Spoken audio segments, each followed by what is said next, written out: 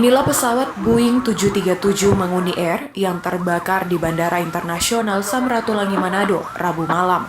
Kejadian berawal saat pesawat yang membawa 150 penumpang dan 7 orang kru ini melakukan take-off dari Bandara Internasional Samratulangi Manado tujuan Bandara Juanda, Surabaya.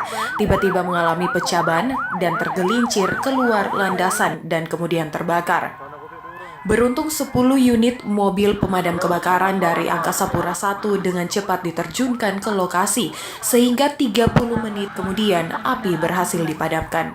Sementara itu, petugas kemudian langsung melakukan evakuasi terhadap para korban dan dilarikan ke rumah sakit terdekat. Pesawat naas yang membawa 150 penumpang dan 7 kru ini menyebabkan 15 orang meninggal dunia, 33 cedera berat, 42 luka ringan, dan 67 orang berhasil selamat. Kejadian ini merupakan simulasi atau latihan penanggulangan keadaan darurat ke-97 yang dilakukan oleh PT Angkasa Pura I, di mana kegiatan ini bertujuan untuk meningkatkan kesiapsiagaan para personel dan kelengkapan fasilitas jika sewaktu-waktu terjadi keadaan darurat di bandara pada malam hari.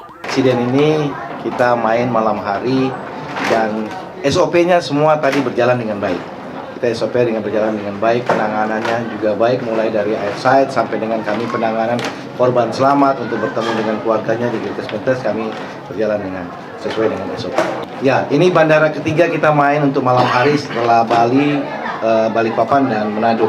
Kami main malam hari dengan tingkat kesulitan yang cukup tinggi dengan kekurangan cahaya, tapi inilah resiko yang harus kita kelola. Setelah bandara ini kami nyatakan 24 jam, kami menangani penerbangan Cina pada malam hari, kami menunjukkan bahwa kami siap dalam kondisi apapun.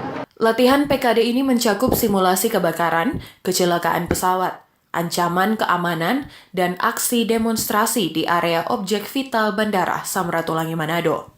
Tim Liputan Manado News TV melaporkan.